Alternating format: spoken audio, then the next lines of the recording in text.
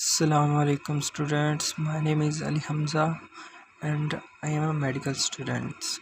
तो जैसा कि आपको मालूम है कि कल हमने चैप्टर शुरू किया था फार्माकोकाइनेटिक्स और इसका ओवरव्यू हम पढ़ चुके हैं। अगर किसी बच्चे ने वो समझना है तो मेरी प्रीवियस वीडियो देख लें। शुक्रिया। तो नेक्स्ट हमारा टॉपिक है routes of drug administration. Means कि हम ड्रग को किन किन तरीक़ों से ले सकते हैं। मेनली इसमें दो रूट्स आते हैं। एक आ गया एंट्रल, मीन्स कि हम जिसको निगल सकें। फॉर एग्जांपल एंट्रल में आ जाते हैं ओरल रूट्स और सबलिंगुअल, इनको हम डिटेल से पढ़ते हैं। और दूसरा रूट आ जाता है पेरेंट्रल मीन्स कि जो हम इंजेक्शन के ज़रिए से मेडिसिन देते हैं। ठीक है, अभी गौर करें यहाँ पे, तो यहाँ पे मज़ीद सारे क्लियरली लिखे हुए हैं कि एंट्रल में कौन कौन से आ जाते हैं और पेरेंट्रल में कौन कौन से आते हैं। ठीक है, तो सबसे पहले बात करते हैं एंट्रल, यानी मेडिसिन जिसको हम क्या कहते हैं लेते हैं, माउथ के ज़रिए से लेते हैं, वो एंट्रल्स में आ जाते हैं। और अब डिपेंड करता है कि अगर तो हम उस मेडिसिन को निगलते हैं और वो उसकी डाइजेशन वगैरह और उसका इफेक्ट जो शो होता है स्टमक में जाने के बाद होता है, तो वो ओरल में आ जाता है। और अगर वो मेडिसिन हम ज़ुबान के नीचे रखते हैं या बक्कल कहते हैं, हमारी चीक्स जो है ना इधर रखते हैं, तो वो आ जाता है सबलिंगुअल या बक्कल पाथवे में। ओरल पाथवे में की जो मेडिसिन होती हैं वो मोस्टली या तो एंटेरिक कोटेड होती हैं या एक्सटेंडेड रिलीज प्रिपरेशंस होती हैं।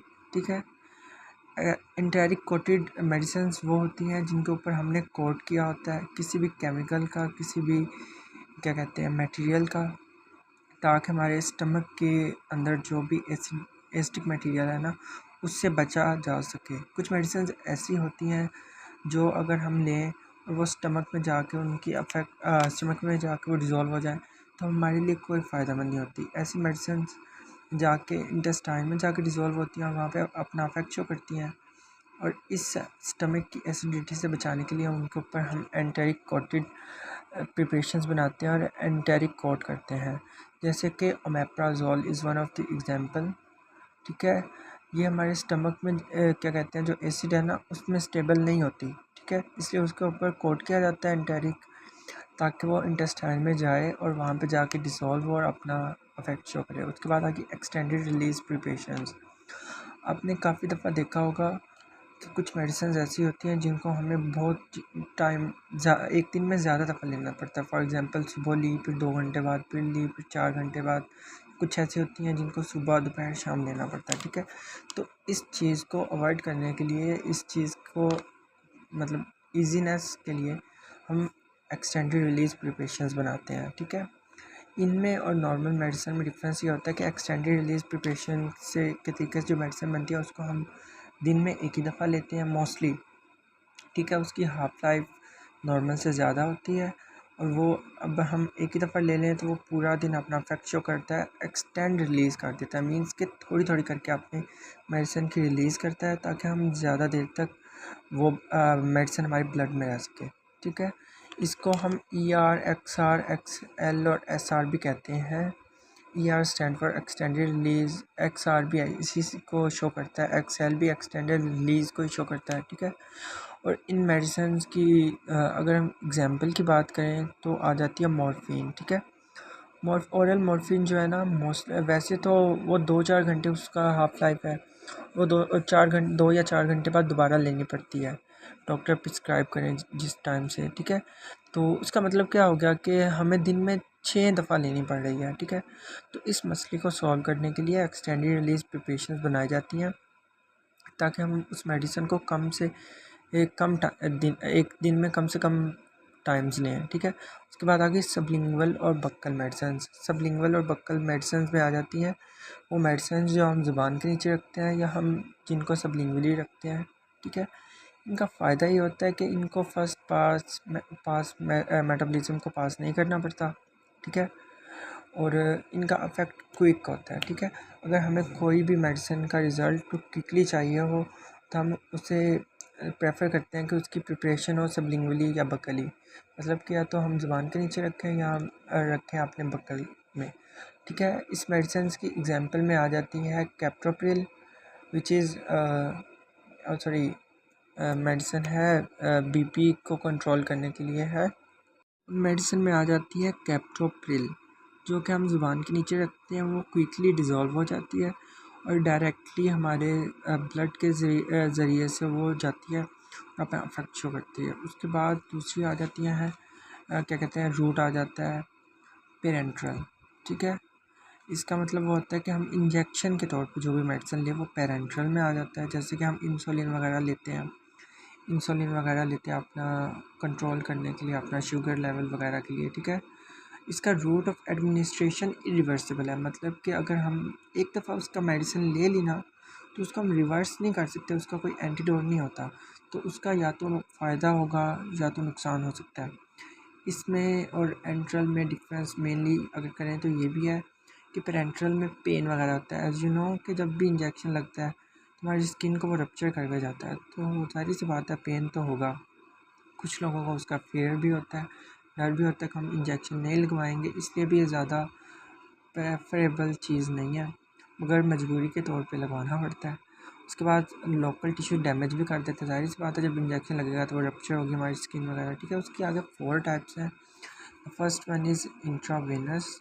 इंट्रावेनस मीन्स कि वो इंजेक्शन जो हम वेन्स वगैरह में लगाते हैं। ठीक है, जिसकी एग्जांपल में आ जाता है न्यूरो मस्कुलर ब्लॉकर्स, रोको और क्रॉनियम। ठीक है, और ये जो यूज़ इसलिए किया जाता है, वो मेडिसिन जो कि हम ऑरली तौर पे नहीं ले सकते तो उनको हम इंजेक्शन के तौर पे ले लेते हैं। ठीक है, जब इनको इंजेक्ट किया जाता है तो ये बोलस के तौर पे भी इंजेक्ट किए जाते हैं और आईवी इन्फ्यूजन के तौर पे भी। अब इसको समझना थोड़ा सा इम्पोर्टेंट भी है ताकि हमें पता चले। बोलस का मीन्स होता है कि बाउल्स की फॉर्म में। ठीक है, इकट्ठा एक ही दफ़ा हम मेडिसिन को प्रेस किया और मेडिसिन को प्रेस किया और इकट्ठी एक ही दफ़ा में बोलस की फॉर्म में इंजेक्ट हो गई मेडिसिन। और इन्फ्यूजन में हम थोड़ा थोड़ा इंजेक्ट करते हैं। उसके बाद सेकंड टाइप आ गई इंट्रामस्कुलर। ठीक है, इंट्रामस्कुलर में वो इंजेक्शंस जिनकी हम पहले प्रिपरेशन बनाते हैं, मतलब कि वो मे बी पाउडर फॉर्म में मेडिसिन होगी, उसको हमने स्टीराइल जो भी वाटर होता है साथ दिया जाता है मेडिसिन के, उसके अंदर हम पहले डालते हैं, उसको डिज़ोल्व करते हैं मिक्स करके और फिर इंजेक्शन को फिल करते हैं और फिर इंजेक्शन लगाते हैं। ठीक है, और इसको बहुत ज़्यादा प्रेफर नहीं किया जाता क्योंकि इसकी वजह से कुछ नुकसानात भी हो सकते हैं। उसके बाद नेक्स्ट आ जाता है सबक्यूटेनियस।